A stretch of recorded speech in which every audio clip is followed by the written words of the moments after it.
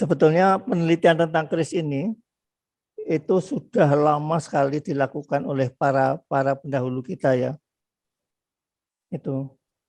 Jadi itu apa orang-orang Belanda, orang Jerman itu mempunyai perhatian pada keris ini luar biasa. Itu. Jadi mereka itu selalu menyebut itu sebagai tosan aji. Keris itu sebagai tosan aji. Yang di situ mereka selalu mengatakan ini ada bagian wilaan, ada gonjo keris, itu yang dapat dikatakan bahwa keris itu adalah senjata tikam. Itu ada yang lurus, ada yang low. Gitu. Nah ini bentuk dengan dari berbagai macam logam, Nah, kalau mereka yang tahu metalurgi sebenarnya itu suatu bidang yang menarik ya untuk diteliti. Nah, di dalam prasasti Jawa kuno ditunjukkan bahwa tokoh yang melakukan atau membuat pekerjaan ini itu disebut sebagai Pandhi Wesi ya. Itu yang pada abad 10 itu sudah ada. Dan bukti penggunaan senjata itu sudah ada di dalam candi-candi abad 8 sampai juga abad 9 itu ada.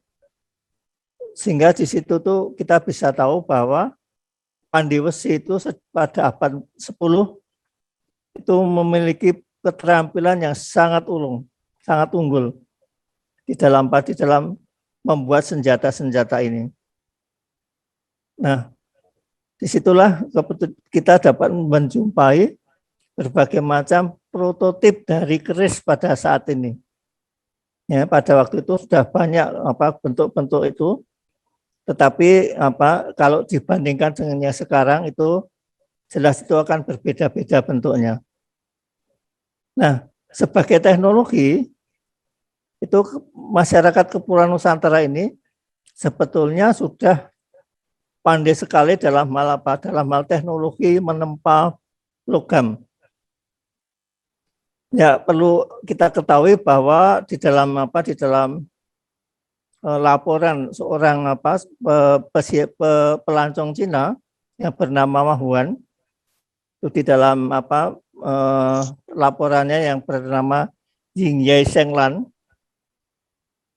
di situ dia sudah mengatakan bahwa keris ini itu mencapai keemasan itu pada masa kerajaan Majapahit. Mengapa? Karena itu dikatakan di Majapahit itu bahwa keris itu dipakai oleh setiap laki-laki mulai berusia 3 tahun hingga mencapai usia lanjut. Karena itulah maka orang kebanyakan maupun para bangsawan itu menggunakan keris ini, yang pada bagian ukirannya itu ditata dengan indah dengan emas dan juga entah logam-logam mulia yang lain yang ngeri. Nah, sebetulnya kita perlu ketahui ya bahwa keris ini merupakan salah satu pengetahuan yang dimiliki oleh lingkungan kaum Brahmana. Kita tahu bahwa kaum Brahmana itu mengajarkan 337 macam pengetahuan, yang salah satunya ini adalah keris ini, pembuatan logam lah, pembuatan materi-materi atau hasil-hasil karya dari logam. Saya kira tidak hanya keris, tetapi yang lainnya juga ada. Inilah yang perlu kita ketahui bahwa kita dulu kalau punya keris-keris itu sebetulnya itu bukan karya-karya dari keraton atau bukan, tapi itu adalah sebetulnya dari lingkungan Brahmana.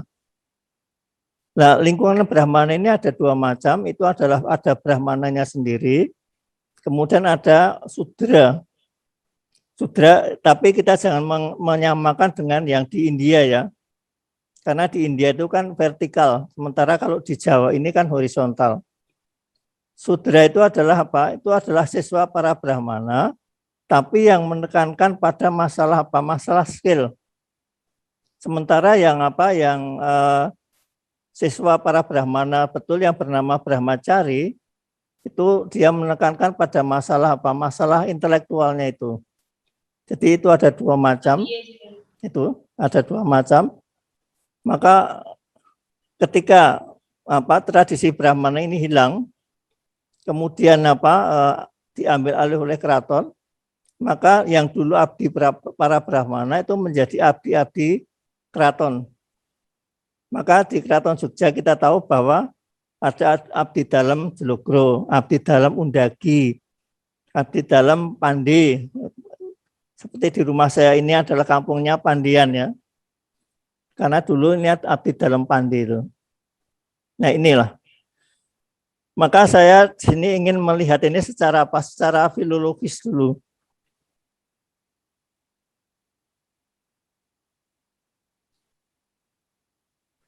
Ya. Jadi saya melihat filologis di sini bukan dalam pengertian seperti filologi yang diajarkan di Indonesia ya. Itu hanya apa itu menyunting teks, menerjemahkan itu ya. Sekarang kalau di sini disebut filologi yang baru itu adalah kritik teks plus entah itu nanti dengan ilmu sastra atau apa itu ya. Itu lalu disebut sebagai filologi modern katanya atau filologi baru. Padahal sebetulnya bukan begitu. Itu karena apa? Karena filologi ini di dunia itu juga banyak sekali alirannya. Kalau kita ini kan selalu mengikuti aliran-aliran dari Leiden yang sampai sekarang itu masih bercokol di Indonesia. Nah, saya ingin mengikuti jalur filologi yang lain. Ya, saya mengikuti apa yang diajarkan oleh guru saya yang bernama Anker Smit ya, itu dari Groningen, Belanda. Nah, beliau itu selalu mengatakan untuk memahami tentang tradisi yang berasal dari teks itu tolonglah mulai dari etimologi atau disebut dengan kata nirukta. Tuh. Maka ketika saya melihat ini melihat keris ini, saya juga mulai dari dari etimologi. Kalau tadi Mas Wardi mengatakan keris itu dari bahasa Sanskerta, itu bukan ya. Keris itu adalah bahasa Jawa kuno. Itu keris itu secara harafiah itu artinya itu senjata tikam. Tuh. Di dalam teks-teks Jawa kuno kita dapat melihat datanya. Misalnya di dalam Arjuna Wiwaha, pupuh 25 bait 6. Patrem melawan keris pamuk. Jadi patrem dan keris untuk apa? Untuk memenggal itu. Nah, ini data ini banyak sekali. Dapat Bapak lihat sendiri di situ ada data dari Sutasoma, ada dari Somana Santaka, kemudian ada dari Kidung Hasawijaya. Tuh. Kemudian nanti kata kerjanya itu apa? Akris itu memakai keris itu. Ini. Nah, sebetulnya ada kata Jawa kuno itu keris ini yang tadi berkaitan dengan apa yang dikatakan oleh Mas Wardi tentang seksiologi itu ya. Dalam bahasa Jawa kuno itu keris itu juga disebut itu karawang. Ya. Karawang itu ada dua pengertian itu. Yang pertama itu adalah senjata yang untuk untuk menusuk. Lalu yang kedua, karawang ini berarti apa? Itu adalah kemaluan laki-laki. Nah, saya nggak tahu apa hubungannya senjata laki-laki dengan menusuk ini apa urusannya, saya nggak tahu. Bapak Ibu tahu sendirilah. Itu. Nah, kemudian jadi kalau kita melihat itu karawang itu sangat terkenal ya, sangat terkenal di di dalam teks Jawa kuno itu selalu dipakai.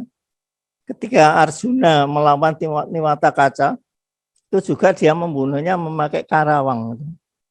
Memakai karawang. Nah, kemudian ada kata yang dengan bahasa Sanskerta, yaitu bernama Khadga. Dwarabya itu artinya pedang atau tetapi juga berarti senjata tikam. Khadga ini ada kaitannya dengan kata kaga di dalam bahasa Sanskerta yang artinya burung. Jadi khadga itu saya kira itu kan bentuknya itu seperti paruh burung. Itu. Ini jadi kaga dan khadga itu berkaitan erat itu. Kogo sama katgo itu berkaitan erat itu. Nah, makanya itu lalu sebetulnya kita bisa menemukan data yang banyak sekali tentang katga itu. Ada mahakatga itu, kemudian ada sarwa katga, ada akatga itu untuk kata kerjanya, kinatga kata kerjanya itu. Banyak sekali ya, dapat kita lihat dari teks-teks Jawa kuno itu. Jadi kita dapat menelusuri dari teks-teks ini itu fungsinya itu untuk apa itu. Jadi tadi misalnya patrem, kemudian kita mencomai kris, kemudian khadga itu apakah itu sebetulnya sama betul? Ternyata sebenarnya tidak itu. Itu ada fungsi, ada bentuknya sendiri-sendiri dan mempunyai fungsi sendiri-sendiri. Nah, ini fungsinya ini dapat kita jumpai dari keterangan-keterangannya di dalam teks itu.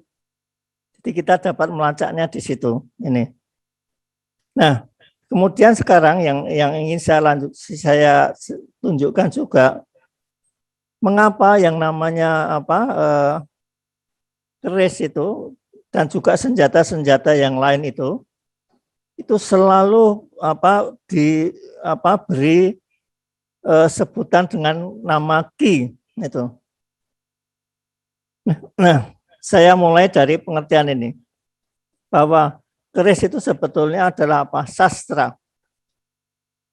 Tapi A-nya yang depan itu PA pendek ya, karena kalau yang panjang itu artinya ajaran. Sementara sastra ini yang dengan A pendek itu berasal dari kata sas yang berarti yang mempunyai kata sasati yang berarti membantai, menebang gitu. Sehingga sastra itu adalah pisau, alat, pedang, senjata itu nanti termasuk keris juga itu.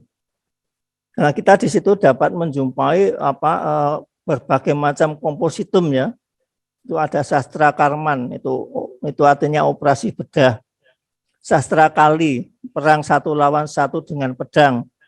Sastra Kopa, amukan dengan pedang dalam peperangan dan sebagainya. Itu. Nah, di dalam mitologi Jawa kuno itu semua senjata itu selalu digambarkan sebetulnya itu adalah representasi dari api atau agni itu. Jadi semua senjata itu adalah representasi dari agni. Itu kalau kita membaca penelitian Profesor Biardo dari Prancis, itu beliau ahli Mahabharata. Itu semua senjata yang dipakai di medan Kurukshetra itu sebetulnya adalah representasi dari api. Itu. Jadi entah itu keris, entah itu pedang, entah itu tombak, entah itu panah, itu semuanya itu adalah sebetulnya adalah api. Itu. Oleh karena itulah, karena api atau agni dalam bahasa Sanskerta ini berjenis maskulin, maka semua senjata itu selalu dikategorikan sebagai maskulin. Nah, orang Jawa kemudian memberi epitet pada senjata-senjata itu selalu dengan ki atau kiai itu. Selalu dengan laki-laki itu. Itu mengapa kemudian semua senjata itu pakai kiai gitu ya. Itu. Karena memang itu dulu-dulunya adalah sebetulnya ada representasi dari api itu. Nah, oleh karena itu mengapa yang namanya keris ini itu sebetulnya adalah apa? Adalah suatu api yang sakral sebenarnya. Jadi kalau kita itu di dalam perkawinan misalnya itu pengantin laki-laki itu memakai keris itu juga ini sebetulnya menggambarkan melanjutkan tradisi dulu di dalam perkawinan Jawa kuno itu kan selalu ada api di tengah-tengah begitu kemudian dikelilingi oleh pengantin itu pengantin berdua itu. Nah, yang laki-laki itu mengikat tangan perempuan itu sehingga lalu nanti akan berdua lalu mengitari itu. Maka proses mengikat itu disebut dengan nama hasta banda. Lalu mengelilingi api itu. Oleh karena itu nanti dalam bahasa Inggris itu mengapa suami itu disebut sebagai husband. Husband itu sebetulnya itu dari bahasa Sanskerta hasta banda. Itu. Ya, itu kalau ditulis dengan dengan ejaan Inggris, has itu akan ditulis dengan u. Lalu banda itu lalu menjadi itu ya, husband. Sebetulnya itu dari bahasa Sanskerta. Banyak ya bahasa-bahasa Indo-Eropa, bahasa-bahasa Eropa yang berasal dari bahasa Sanskerta karena memang induknya bahasa Sanskerta. Itu. Nah, di Jawa itu mengitari keris itu sudah tidak dilakukan lagi, mengitari api itu sudah tidak dilakukan lagi, tetapi laki-lakinya memakai keris itu ya. Jadi memakai keris, jadi dia tuh yang membawa api, dia yang membawa api perkawinan itu dia sebetulnya ini. Maka kalau ada putri yang sudah digandeng oleh seorang laki-laki yang memakai keris, maka orang-orang laki-laki ini disebut sebagai husbandnya yang mengikat tangan saya ini, itu loh. Itu. Jadi itu mengapa secara mitologis maupun secara ritual itu yang namanya keris ini menjadi sesuatu yang sangat suci dan sangat bermakna itu. Maka di dalam upacara-upacara ritual itu keris itu memegang peranan yang penting sekali. Karena apa? Karena dia itu adalah api sebenarnya. Api korban, api upacara. Itu api upacara itu. Nah, oleh karena itulah ketika sudah masuk di dalam dunia adat istiadat itu, lalu keris ini juga masuk di dalam sistem rajaniti. Rajaniti itu apa? Itu artinya tuntunan untuk seorang raja. Ya. Seorang raja, ini saya ambilkan contohnya dari Serat Kondo yang ditulis pada masa Sinun Hanyokrowati ya, itu ayah Sultan Agung itu. Seorang raja itu kalau sudah mau menjadi raja, dia itu harus memangku bumi. Oleh karena itu dia itu harus kalau memilih bala tentaranya itu ada 4 macam. Ada yang dikatakan wong kang kadya wanudya. Ada yang sekadi curiga. Nah, ini curiga ini adalah nama lain dari keris ya. Kemudian ada yang disebut dengan retnadi. Lalu yang keempat itu seperti Seperti kukilo gitu. Nah, ini mengapa demikian penting ya? Keris ini menjadi menjadi salah satu kategori raja ini ketika Ketika dia itu memangku bumi itu. Ketika dia memilih katakanlah pejabatnya ataupun bala tentaranya itu dengan pertimbangan 4 hal ini. Ya, jadi wanudya, curiga, retno sama kukilo itu. Nah, itu mengapa yang namanya curiga itu demikian penting itu. Di situ dikatakan ono wong kadya curiga kang landhep grahiteng budi tanpa salire nalindra karyanen lajer negari. Yen kang pareng udani sasola usi ing mungsuh ora akan mungsuh bisa ngandhapaken tata titi ing negara kinajrian Wadyabala. Jadi curiga itu mempunyai karakter yang tajam itu. Jadi dia itu bisa mengetahui bisa meraba budi orang lain itu. Ini. Jadi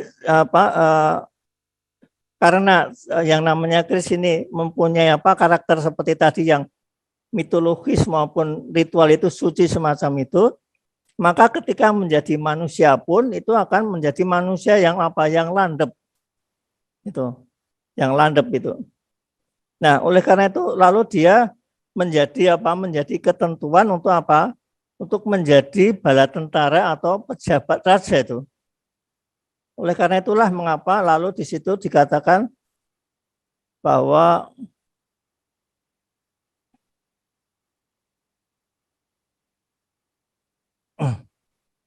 dikatakan di situ bahwa yang namanya curiga ini ada sesuatu yang lungit itu.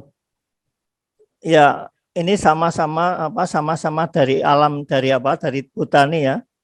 Tapi kalau Mas Wadi tadi itu mengartikan dari kata lung, itu lungit itu dari lung. Tapi sebetulnya itu kalau di dalam secara harafiah artinya itu adalah lungit itu adalah tajam atau runcing. Maka ini Bapak dapat melihat Bapak Ibu dapat melihat senajan ingkang curiga ingkang tangguh Rama Yadi pasopati dapuripun ingkang pucuke anglungit gitu. Nih, pucuke anglungit itu artinya apa? Ujungnya itu runcing. Di samping runcing ini Ini artinya tajam.